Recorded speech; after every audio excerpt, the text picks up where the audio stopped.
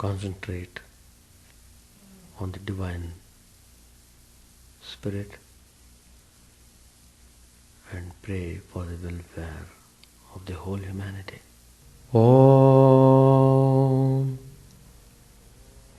Stavakaya Chadharmasya Sarvadharma Swarupine Avatara Varishtaya Ramakrishna Te Namah Asato Ma Sadgamaya Tamaso Ma Jyotirgamaya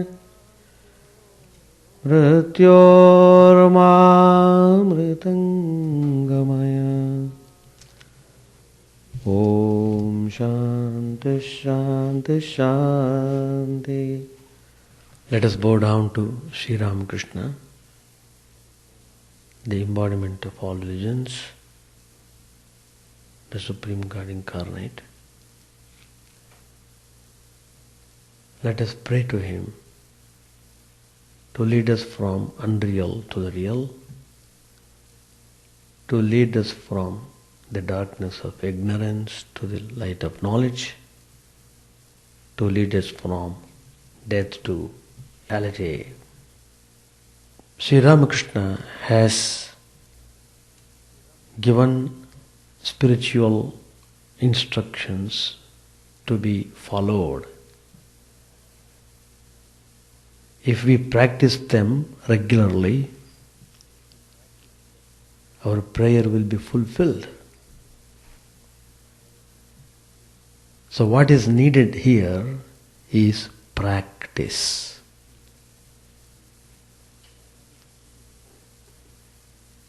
Practice is very important.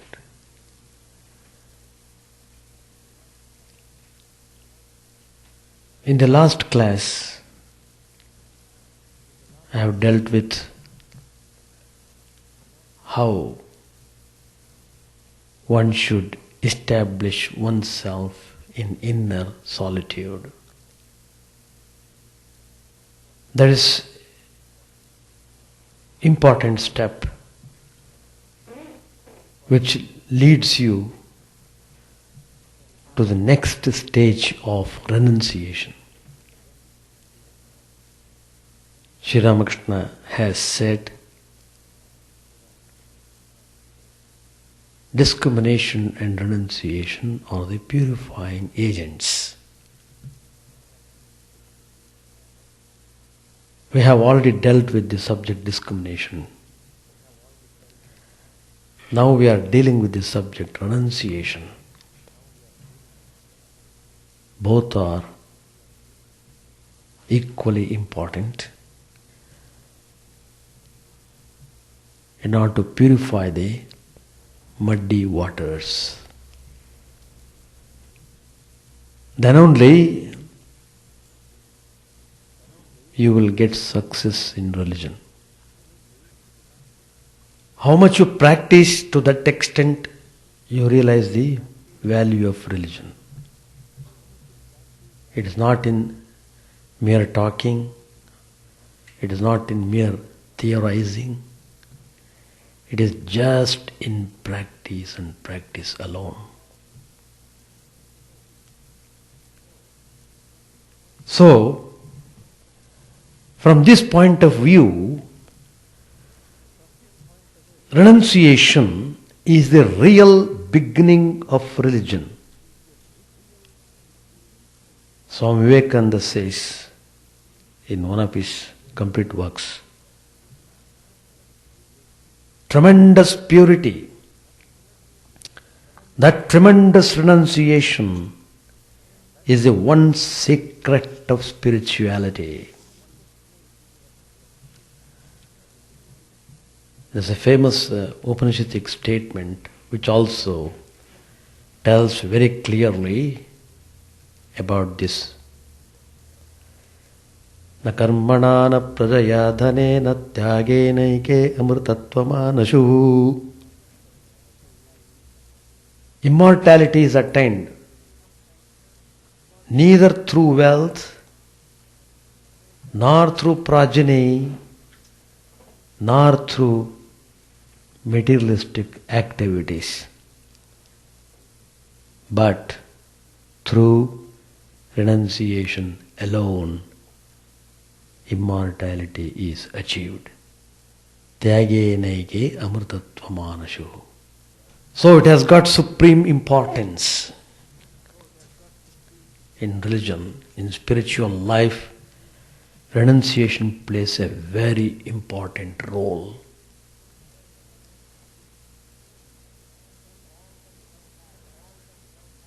Sell all that thou hast and give to the poor and follow me, says Lord Christ.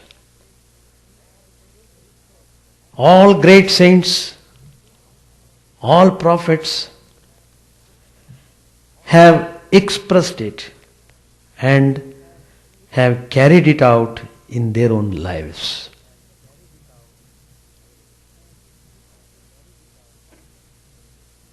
How can great spirituality come without that renunciation? Renunciation is the background of all religious thoughts, wherever it be. And you will always find that as the idea of renunciation lessens, the more will the senses creep into the field of religion, and spirituality will decrease in the same ratio. The quality of spirituality depends upon the quality of your renunciation. What does renunciation mean? If you understand by it merely giving up, renunciation would become only a negative virtue. It has a positive content as well. Renunciation doesn't mean just giving up. It means giving up the lower for the sake of the higher. You give up the unreal for the sake of the real. You give up the impermanent for the sake of the eternal. In short, you give up the world for the sake of God.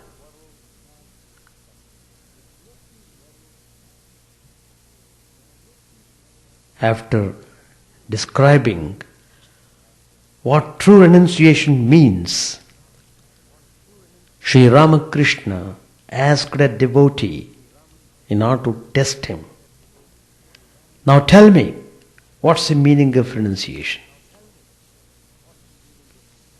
The devotee was very attentive. He heard all that was said by Sri Ramakrishna.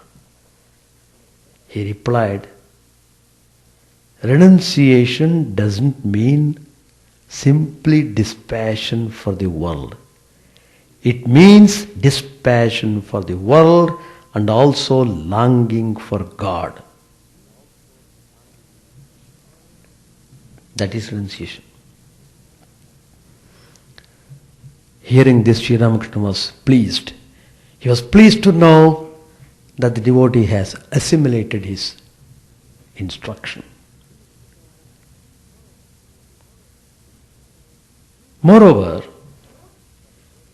true dispassion for the world cannot come without a genuine longing for God. The two are inseparably interconnected.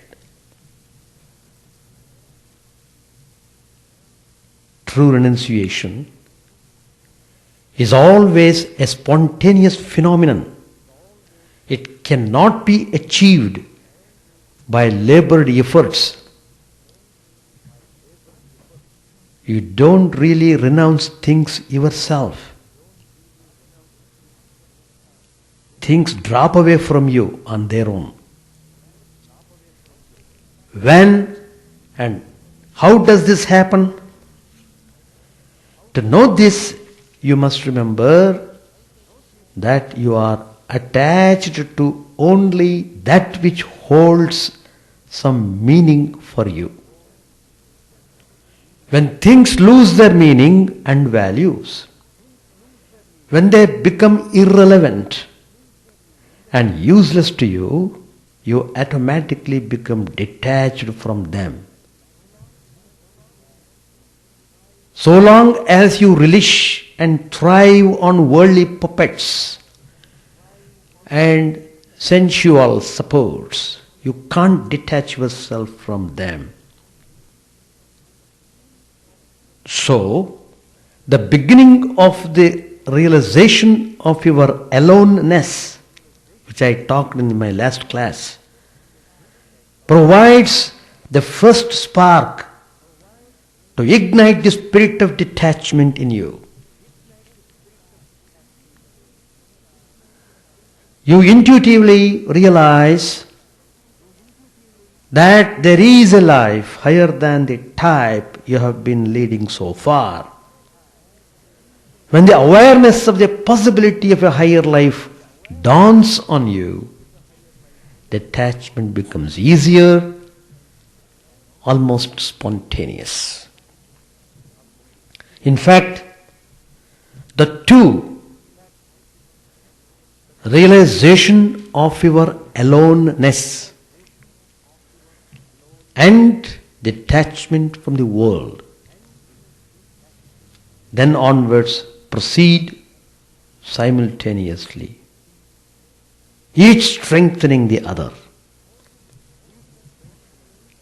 The more you feel the inner solitude, the more detached you become. And the more detached you become, the more you feel the inner solitude.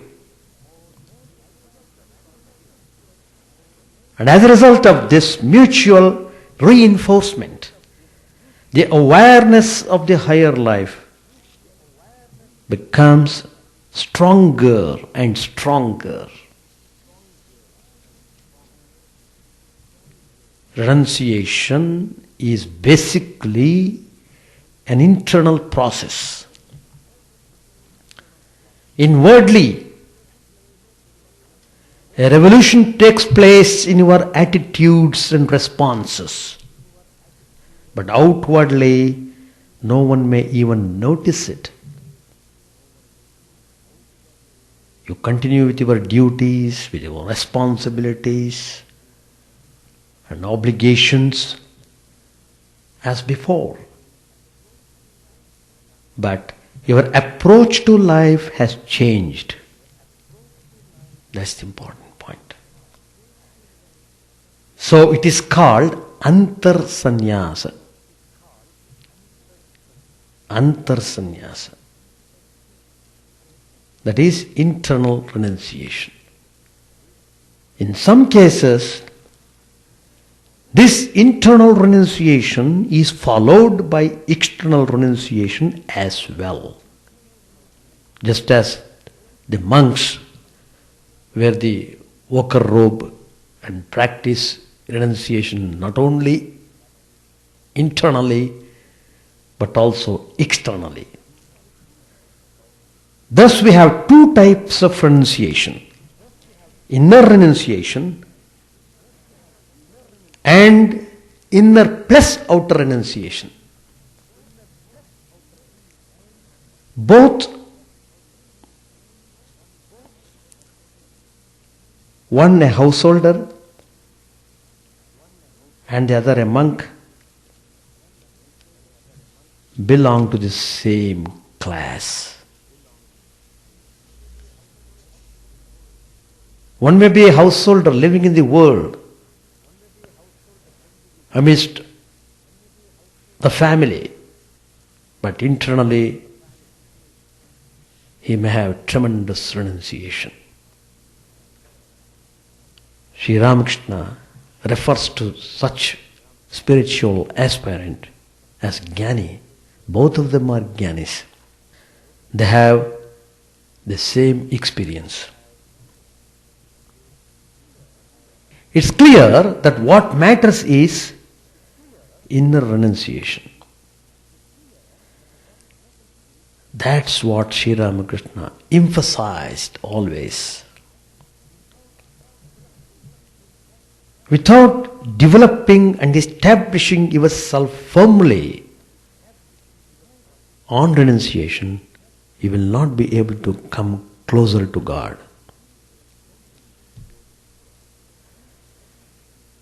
So, mental renunciation is the essential thing. That too makes one a sannyasin. But one must set fire to one's desires.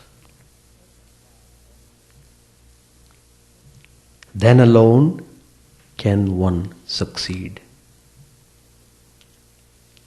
Sri Ramakrishna says this in the Gospel.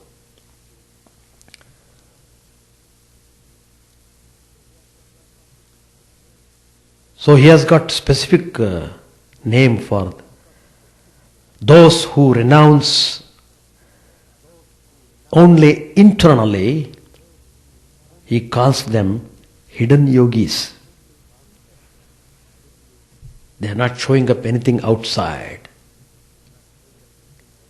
Hidden yogis.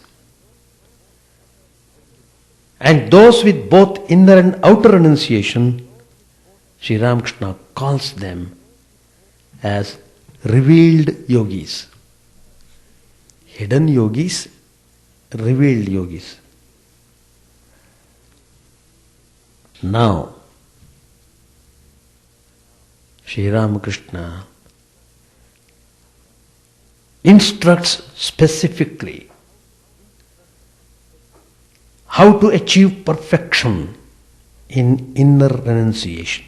How to make yourself firmly rooted in internal renunciation. Sri Ramakrishna gives clear instructions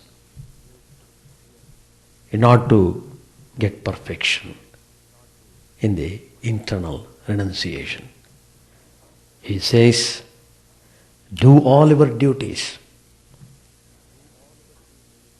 but keep your mind on God. Your spirituality begins with the faith in God. Without faith in God, without believing the existence of God, there is no spirituality. Forget about it. Spirituality is possible only with the firm faith that there is that divine power, there is that divine spirit, all loving, all pervading, the embodiment of compassion and mercy. That tremendous faith in the presence of God is very important to establish yourself in spiritual life. So Sri Ramakrishna tells, do whatever you are doing. You are not to bother about them. Only thing is you must keep your mind in God. Live with all, family, wife, children, father, mother. Serve them. Treat them as if they were very dear to you.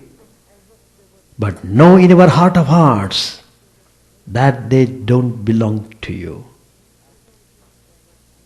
You are in association with them. You treat them well, serve them well, because of your association with them. But in the heart of hearts, you must remember that you belong to the Supreme God. Again he tells, there is a maid servant in the house of a rich man. She performs all the household duties. She does her job very well.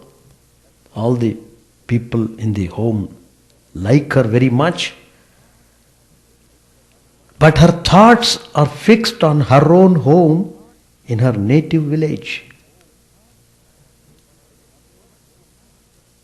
But when she works in the master's home, she works wholeheartedly.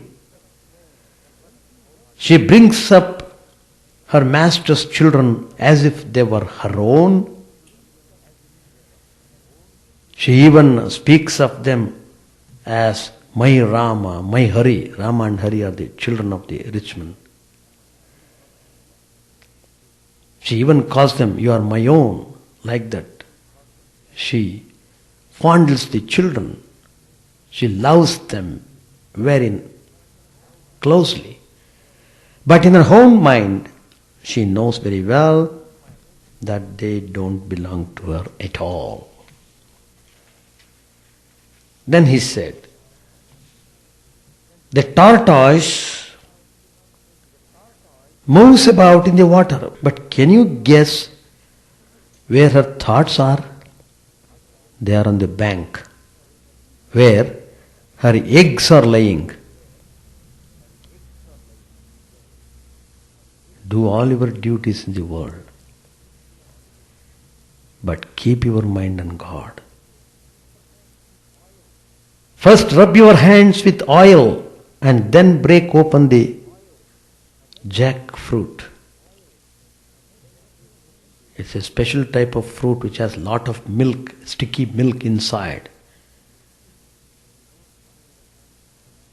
If you don't smear your hand with oil, then it's too difficult to open the fruit at all. First secure the oil of divine love, and then set your hands to the duties of the world.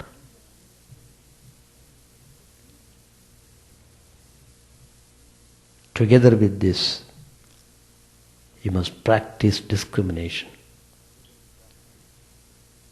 Objects of lust and greed are impermanent. God is the only eternal substance.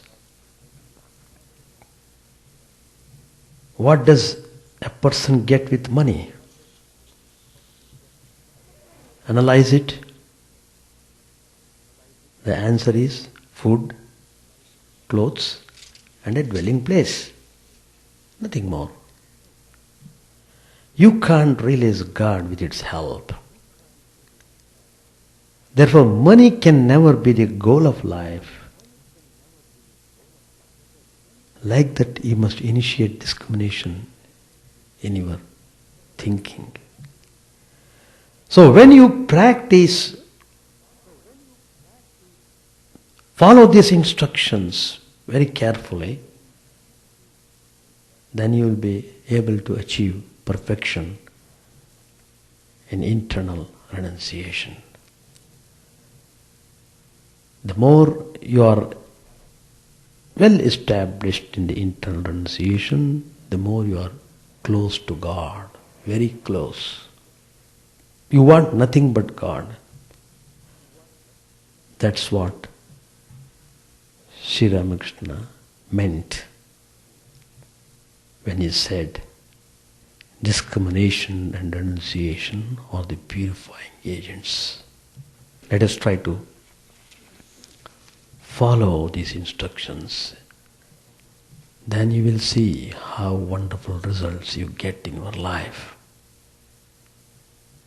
Practice is important. Practice, practice, practice. Consciously practicing. Not doing unconsciously. Not that you are meditating in your dream. It makes no sense. Do it consciously. Consciously try to overpower anger. Consciously try to get rid of jealousy, hatred, and all these terrible, bad qualities which simply destroy your personality totally. So practice, unless you practice to eradicate these impurities, how can you expect God vision? How can you even ask that question? People simply keep on asking. Oh, I did meditation, nothing happened, nothing happened, nothing happened. Nothing will happen, I also tell. Nothing will happen. Go and hug the world. Nothing will happen. If you want result, be very strict about practice. Very strict about practice. No compromise.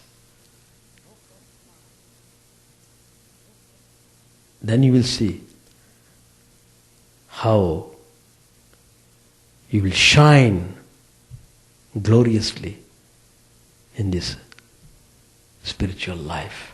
With these words I conclude my comments. Now I read some passage and then all of you can ask questions. Chapter 27, we are starting. At Dakshineshwar, it was about 11 o'clock. The master was sitting in his room at Dakshineshwar. He had not yet taken his midday meal.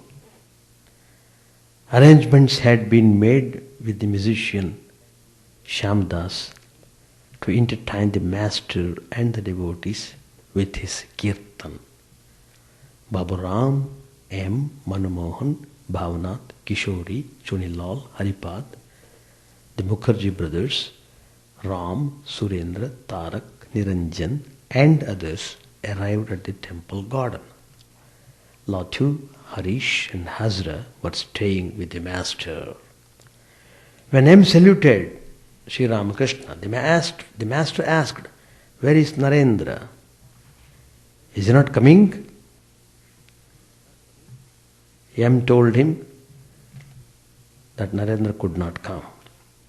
A Brahmin devotee was reading to the master from a book of devotional songs by Ram Prasad. Sri Ramakrishna asked him to continue. The Brahmin read a song, the first line of which was, "O mother, put on thy clothes." Master said, "Stop please.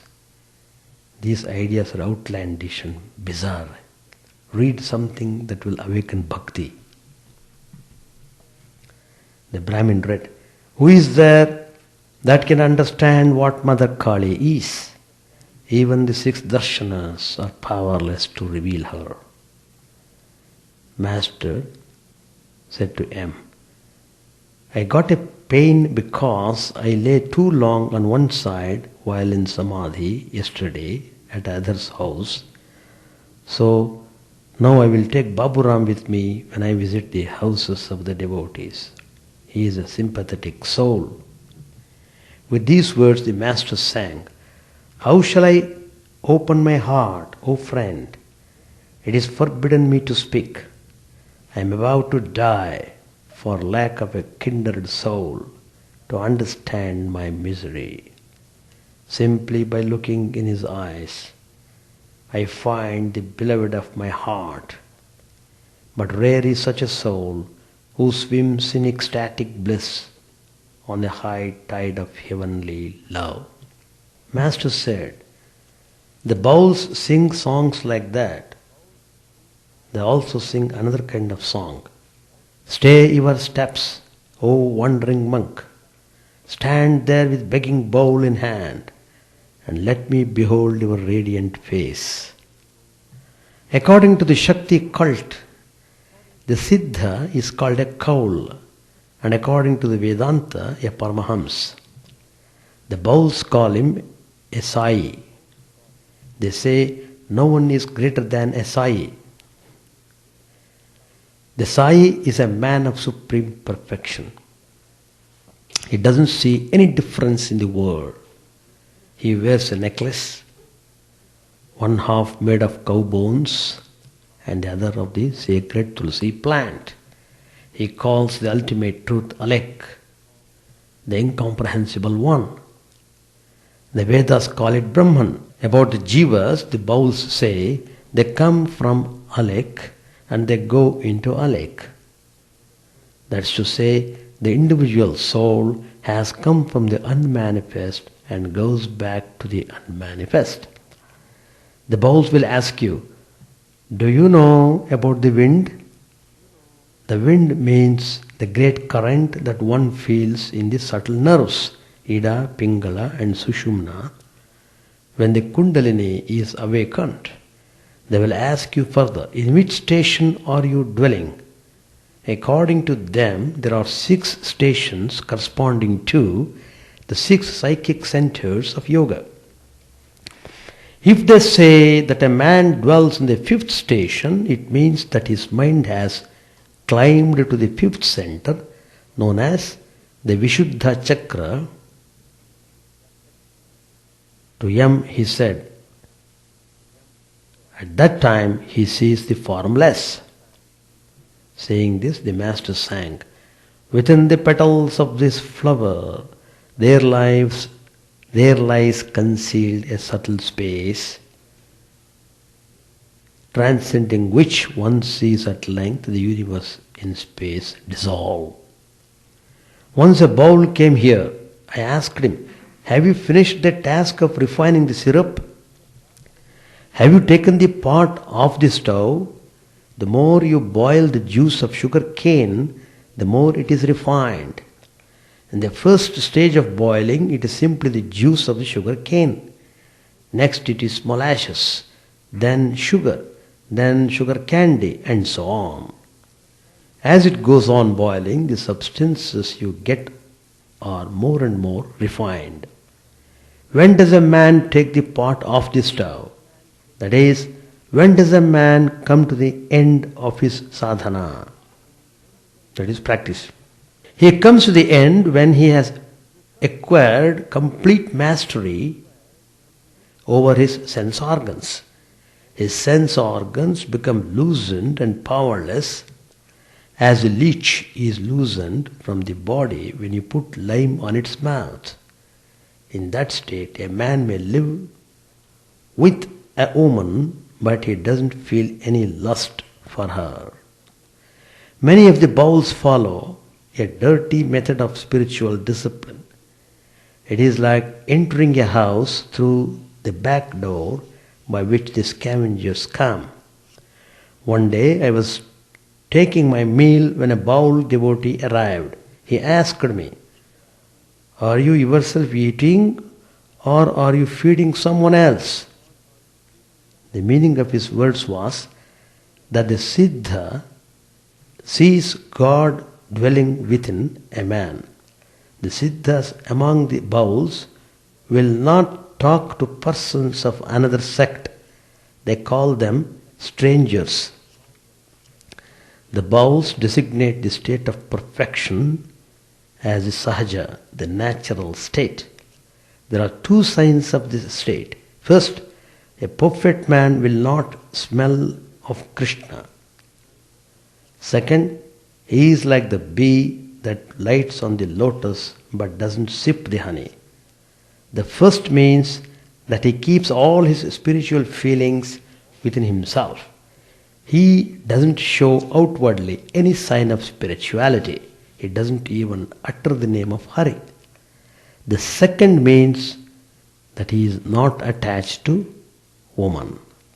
He has completely mastered his senses. The bowls do not like the worship of an image. They want a living man. That's why one of their sects is called the Karta Bhaja. They worship the Karta, that is to say, the Guru as God. You see how many opinions there are about God. Each opinion is a path. There are innumerable opinions and innumerable paths leading to God. We'll stop here. So, The result depends upon your practice. That's what is meant when Sri Ramakrishna said spiritual practice. By doing spiritual practice, you are purifying yourself thoroughly and you will get the final result.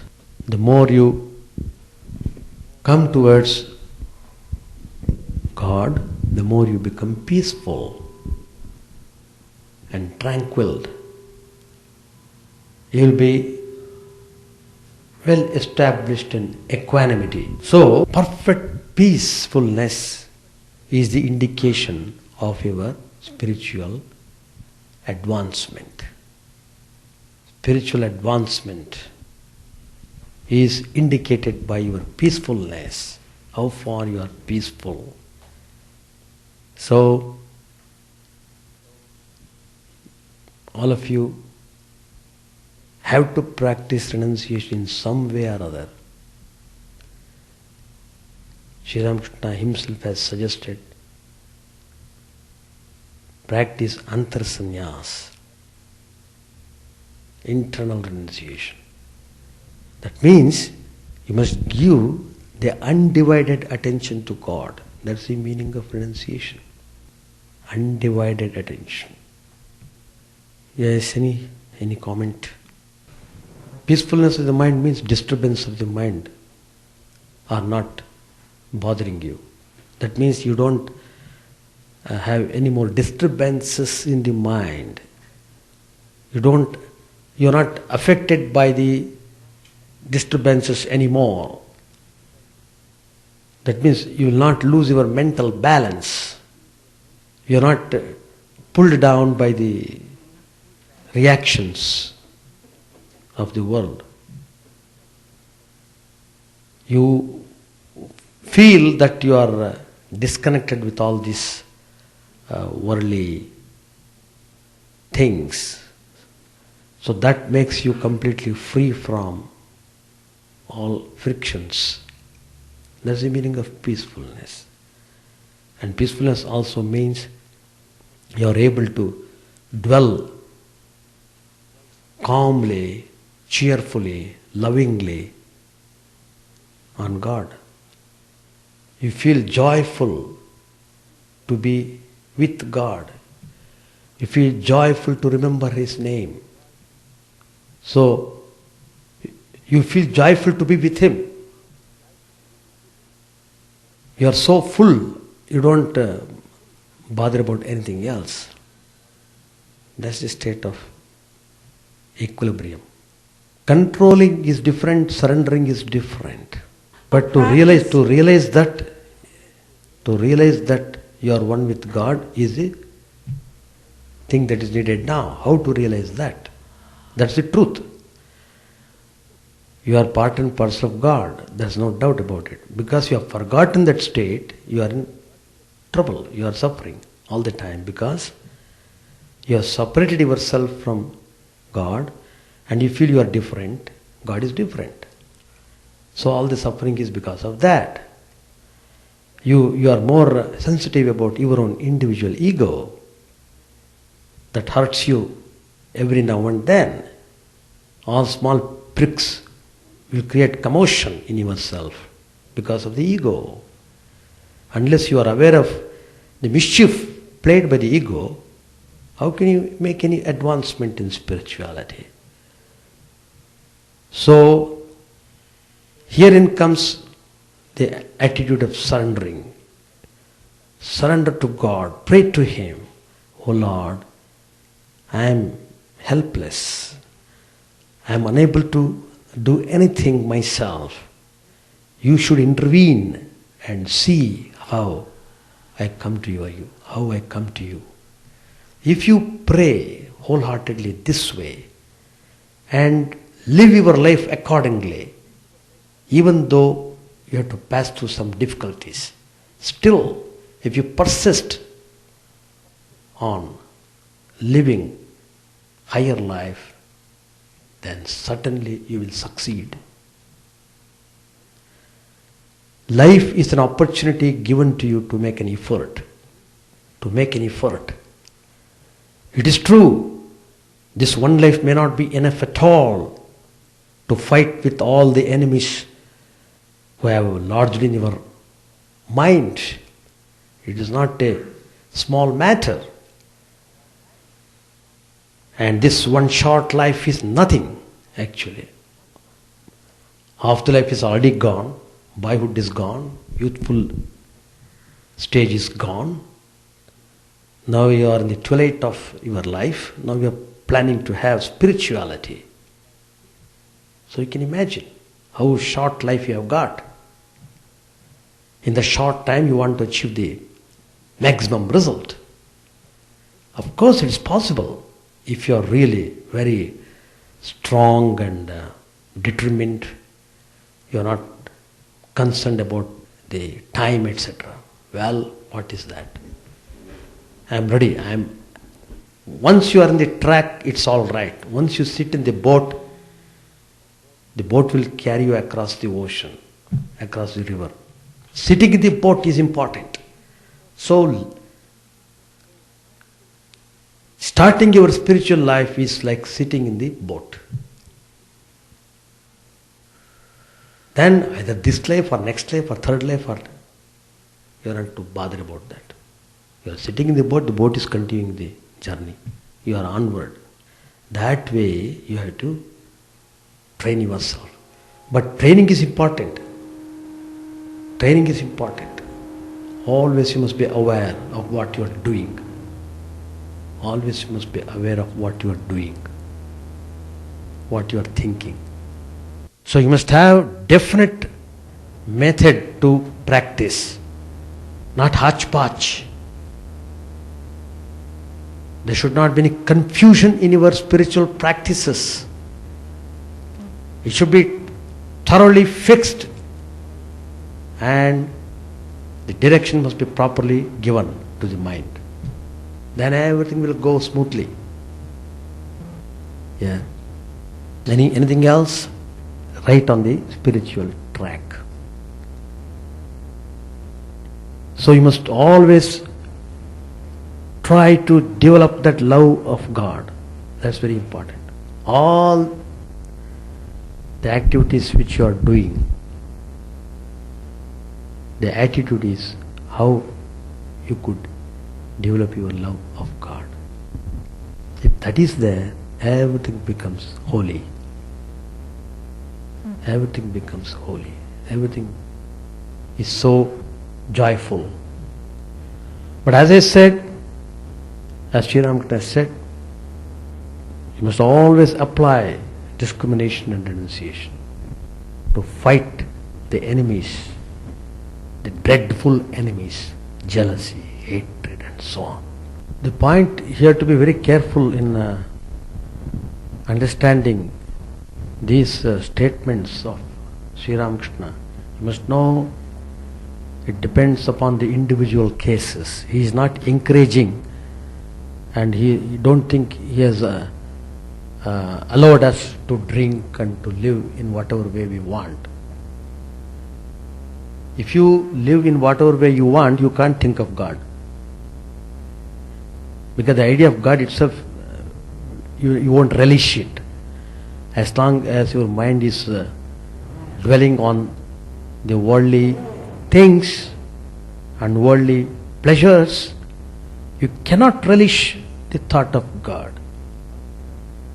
But what Sri Ramakrishna is telling there is, because he had become so addicted to drinking, Sri Ramakrishna knew very well that it can't be stopped all of a sudden.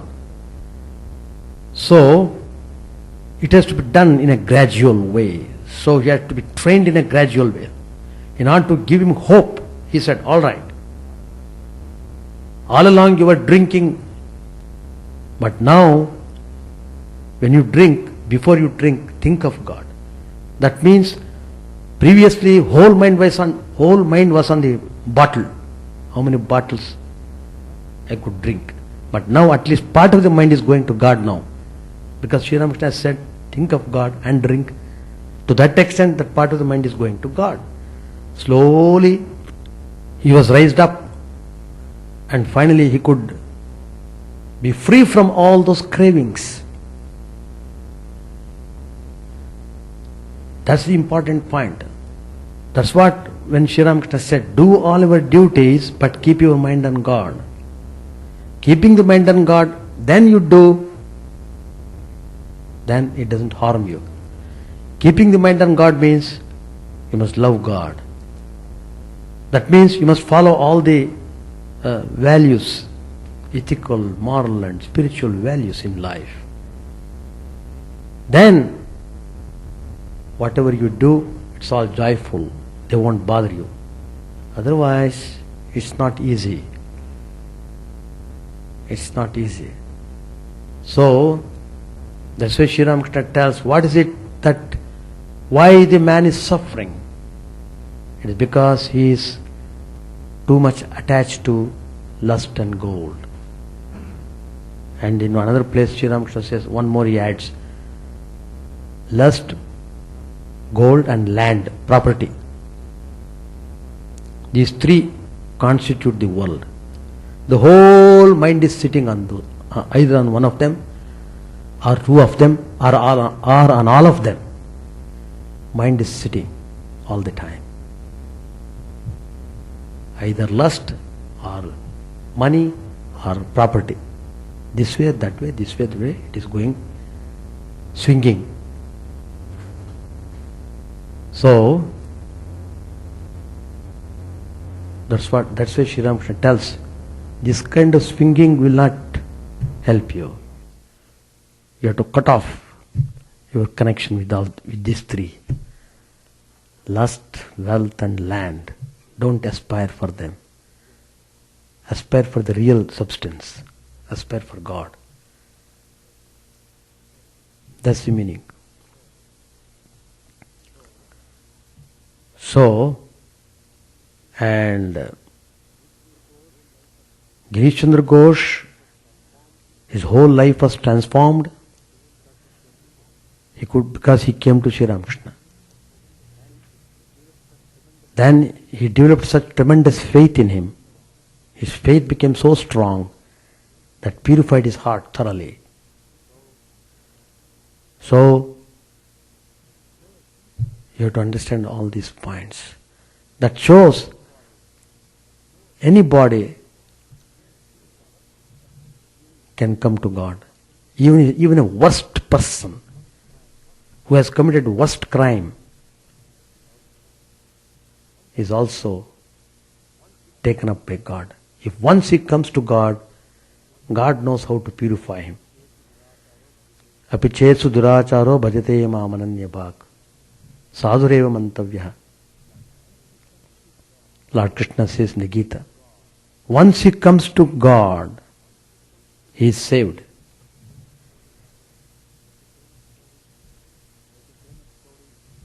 There is a famous story in Buddha's life. There was a great dacoit who was a terror to the whole town. His name was Angulimala. A great terror. People would run. He would torture the people. He would plunder them. Did all sorts of things. Buddha came to know about it. Then he said to his disciples, well, today don't follow me. He told his disciples, now I want to go alone. I want to meet that fellow. I want to see him. People were terribly afraid to look at him. But here Buddha is telling, I am going to see him. He went. Angulimala, he came to know that Buddha was coming and he became furious. And how dare he comes near me? I will kill him. He shouted, stop there. Don't step further. Like that Anguli ordered him. Buddha smiled at him, smiled. The more he shouted, the more Buddha gives a gentle smile. And he came close to him. Came very close. Courageously, without any trace of fear. Then he told him, my child, what are you doing? Why all these things you are doing? Why are you indulging in such violence? When Buddha came very close to him, Angulimala looked at him.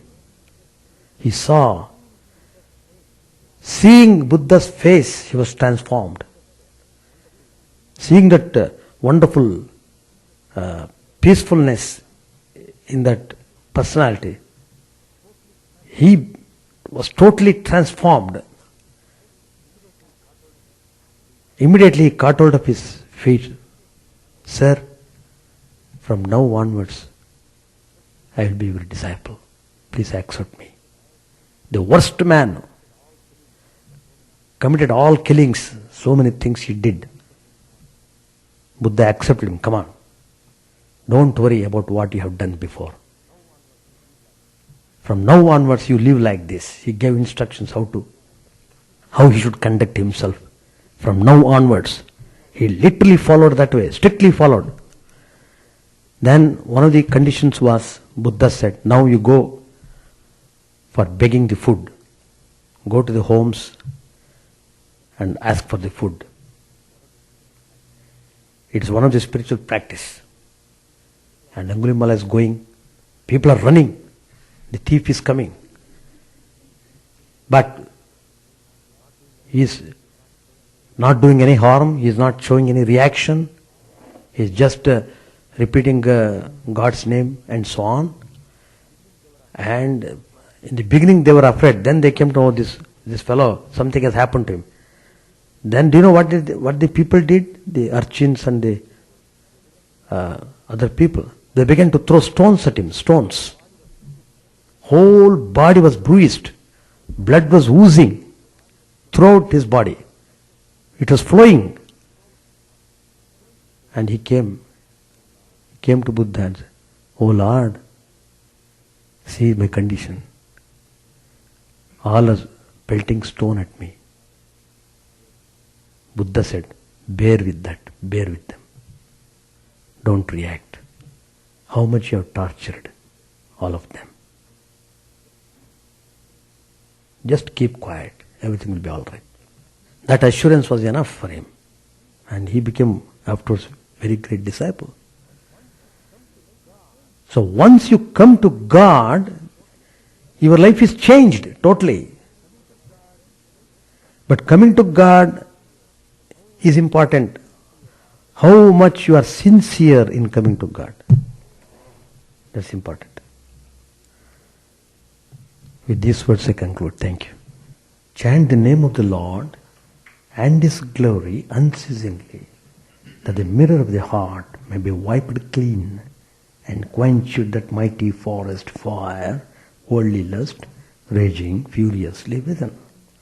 O name streamed down in moonlight on the lotus heart, opening its cup to knowledge of thyself, O self drowned deep in the waves of his bliss, tasting his nectar at every step, bathing in his name, that bath for weary souls. Various are thy names, O Lord, in each and every name thy power resides. No times are set, no rites are needful for chanting of thy name. So vast is thy mercy, how huge then is my wretchedness, who find in this empty life and heart no devotion to thy name.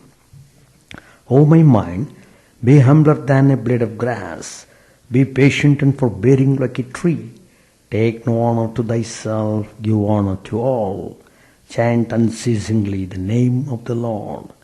O Lord and soul of the universe, mine is no prayer for wealth or retinue, the playthings of lust or the toys of fame. As many times as I may be reborn, grant me, O Lord, a steadfast love for thee.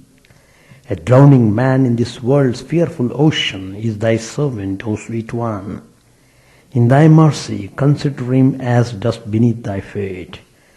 Ah, how I long for the day when an instant's separation from thee, O Lord, will be as 1,000 years, when my heart burns away with its desire, and the world without thee is a heartless void. Prostrate at thy feet let me be in unwavering devotion, neither imploring the embrace of thine arms, nor bewailing the withdrawal of thy presence. though it tears my soul asunder. O thou who stealest the hearts of thy devotees, do with me what thou wilt, for thou art my heart's beloved, thou and thou alone. O Lord, lead us from the unreal to the real. Lead us from darkness to light, and lead us from death to immortality. May all be free from dangers, may all realize what is good, may all be actuated by noble thoughts, may all rejoice everywhere, may all be happy, may all be free from disease, may all realize what is good, may none be subject to misery. May the wicked become virtuous, may the virtuous attain tranquility, may the tranquil be free from bonds, may the freed make others free.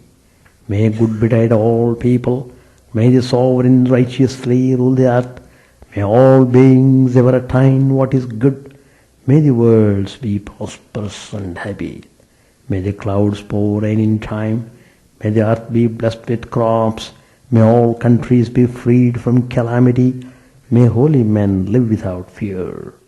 May the Lord, the destroyer of sins, the presiding deity of all sacred works, be satisfied. For he being pleased, the whole universe becomes pleased. He being satisfied, the whole universe feels satisfied.